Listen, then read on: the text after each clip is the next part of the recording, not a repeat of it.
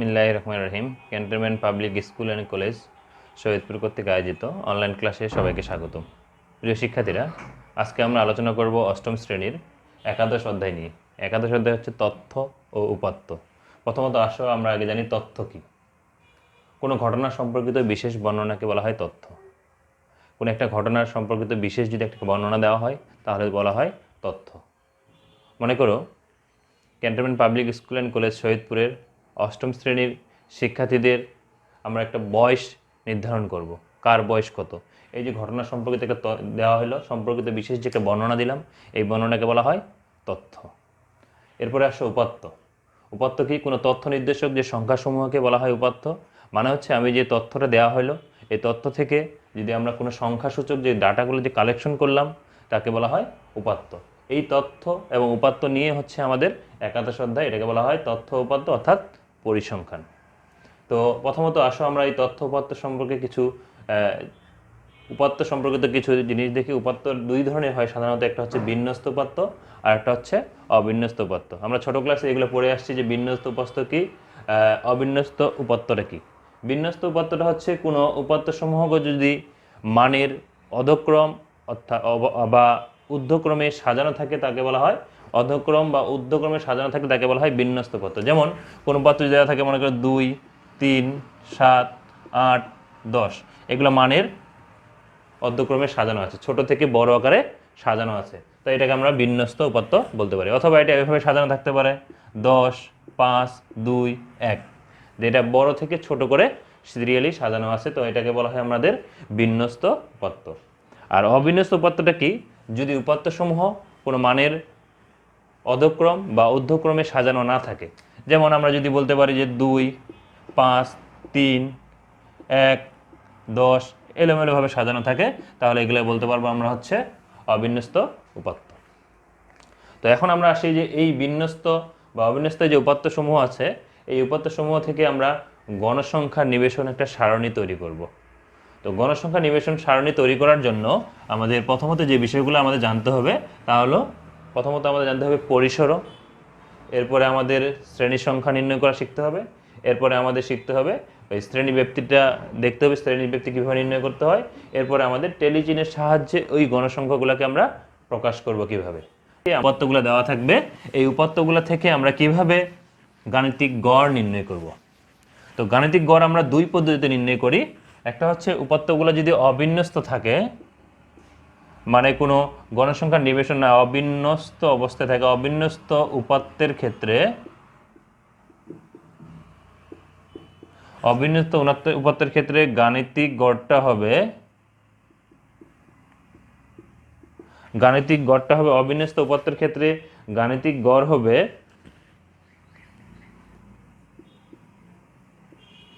উপাত্তের সমষ্টি, মানে উপাত্তগুলোর যোগফল ভাগ উপাত্তের সংখ্যা। খুব সিম্পলি ওয়েতে আমরা কিছু অবিন্যস্ত যদি উপাত্ত দেওয়া থাকে, তো এই উপাত্তগুলো থেকে আমরা খুব সিম্পলি গাণিতিক গড়টা নির্ণয় করতে পারবো। গাণিতিক গড়টাকে সাধারণত এক্স বার দ্বারা প্রকাশ করা হয়। এক্স বার সমান সমান হচ্ছে উপাত্তের সমষ্টি ভাগ উপাত্তের সংখ্যা। উপাত্তের সমষ্টিগুলো আমরা সামেশন অফ এক্স আই ভাগ এন দ্বারাও প্রকাশ করতে পারি। তো অবিন্যস্ত উপাত্তের ক্ষেত্রে আমরা গাণিতিক গড়টা নির্ণয় করতে পারবো কিভাবে? উপাত্তের সমষ্টি ভাগ উপাত্তের সংখ্যা। এরপরে যদি উপাত্তগুলো বিন্যস্ত আকারে দেওয়া থাকে, বিন্যস্ত উপাত্তের ক্ষেত্রে মোট কথা উপাত্তগুলো যদি আমাদের গণসংখ্যা নিবেশন সারণীর মধ্যে দেওয়া থাকে বা সারণী তৈরি করে আমরা গড় নির্ণয় করতে হয়, সেক্ষেত্রে গড় নির্ণয়ের ফর্মুলাটা হচ্ছে সামেশন অফ, গাণিতিক গড়টা হবে গাণিতিক গড় সামেশন অফ এক্স বার সমান সমান summation of F I x I divided N. এখানে এফ আই বলতে বোঝাচ্ছে গণসংখ্যাগুলো, আর এক্স আই হচ্ছে যে গাণিতিক উপাত্তের মধ্যে যে আমাদের শ্রেণী ব্যক্তিগুলো দেওয়া থাকবে তার মধ্যমানটা।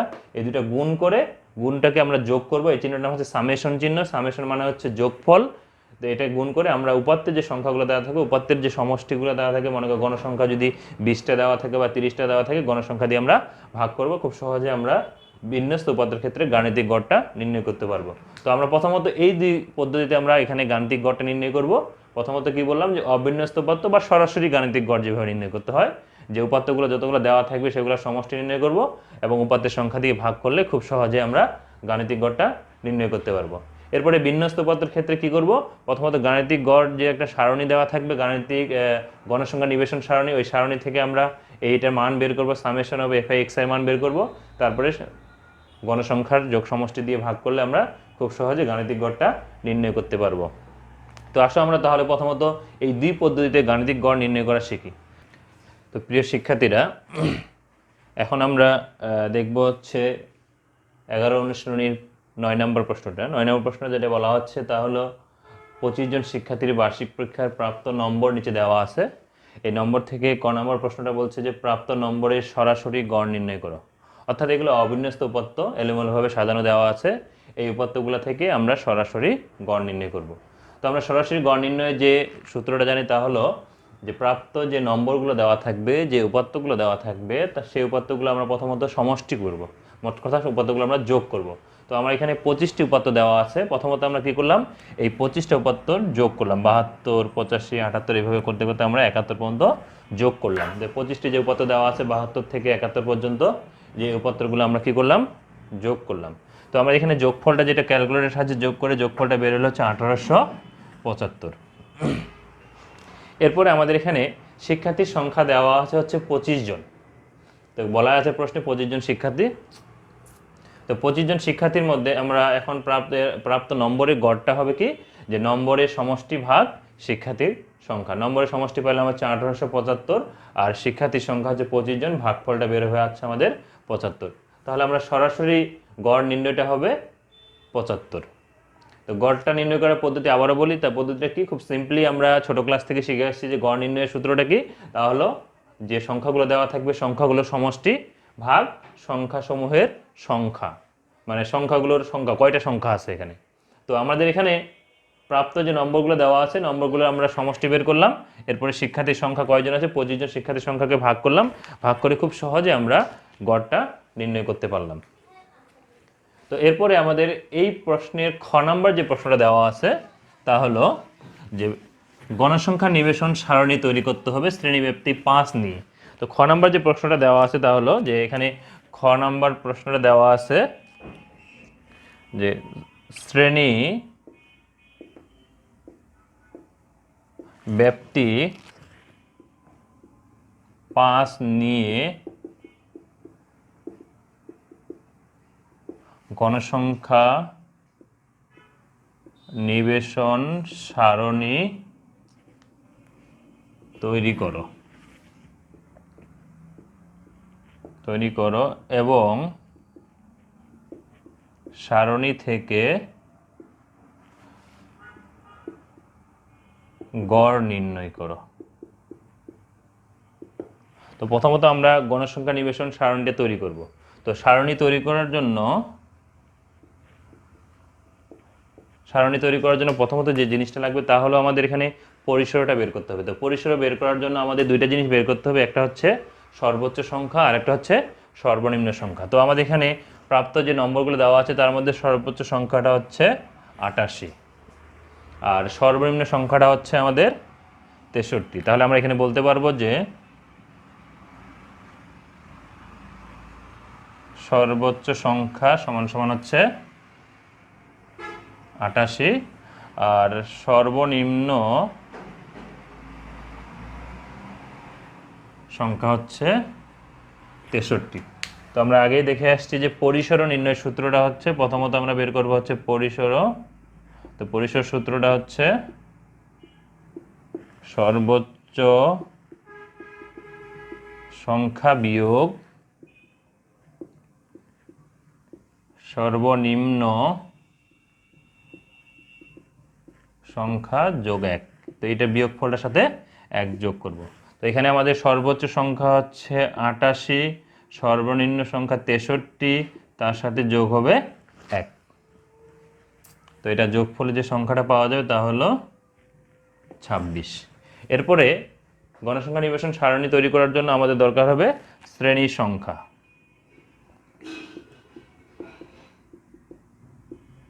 শ্রেণী সংখ্যার সূত্রটা হচ্ছে পরিসর ভাগ শ্রেণী ব্যাপ্তি। তো পরিসর আমাদের এখানে দেওয়া আছে হচ্ছে 26 আর শ্রেণী ব্যাপ্তিটা দেওয়া আছে হচ্ছে 5। আমাদের প্রশ্নেই উল্লেখ করা আছে শ্রেণী ব্যাপ্তিটা হচ্ছে 5। তো 26কে 5 দ্বারা ভাগ করলে ভাগফলটা আসবে হচ্ছে 5.2। তো আমি পূর্বে বলছি যে আমাদের শ্রেণী সংখ্যা ভগ্নাংশ আকারে নেওয়া যাবে না। তো এটা আমরা কি নিতে হবে, যদি 5.2 থাকে তার পরবর্তী পূর্ণ সংখ্যা এটাকে প্রকাশ করে নিতে হবে। তো 5.2 এর 5-এর পরবর্তী পূর্ণ সংখ্যা হবে আমাদের 6। তাহলে আমাদের শ্রেণী সংখ্যা হলো 6 আর পরিসর হলো 26। এখন এই 6টা শ্রেণী সংখ্যা নিয়ে, এই পরিসর নিয়ে 6টা শ্রেণী সংখ্যা নিয়ে আমাদের গণসংখ্যা নিবেশন সারণীটা তৈরি করতে হবে।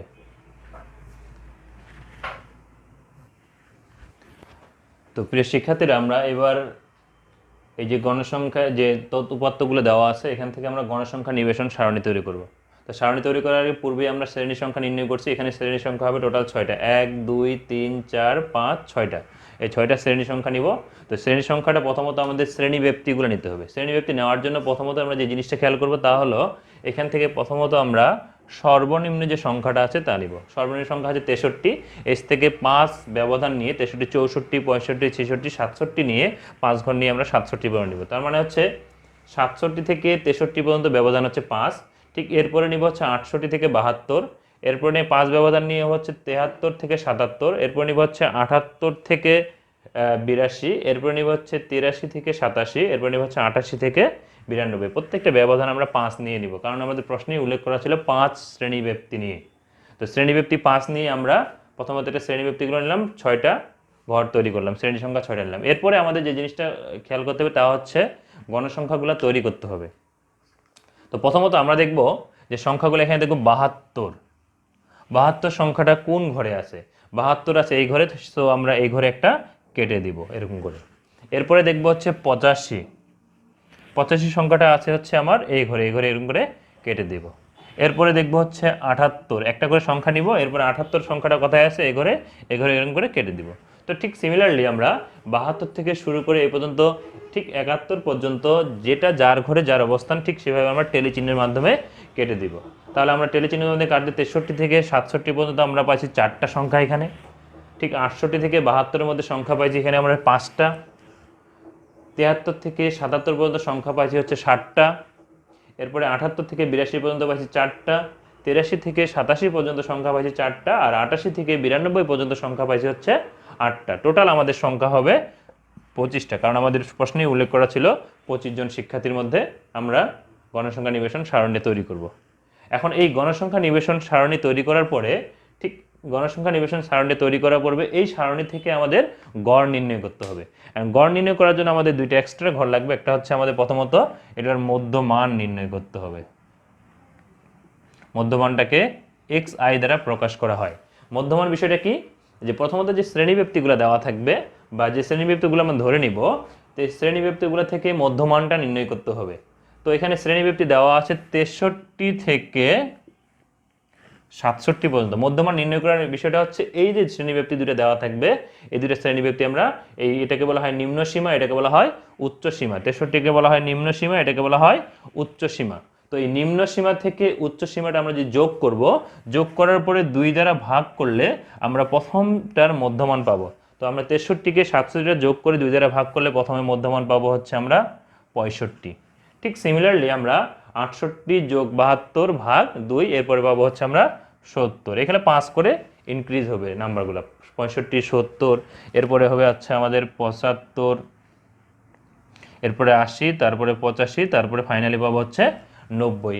তো বের করার নিয়মটা কি আবারও বলি, তা হচ্ছে যে শ্রেণীব্যক্তিটা দেওয়া থাকবে নিম্ন সীমা যোগ উচ্চ সীমা ভাগ 2, মোট কথা 63 যোগ 67 ভাগ 2, এক্ষেত্রে 68 যোগ 72 ভাগ 2, এক্ষেত্রে 73 যোগ 77 ভাগ 2, এক্ষেত্রে বের করব হচ্ছে 78 যোগ 82 ভাগ 2, ঠিক সিমিলারলি 88 যোগ 92 ভাগ 2।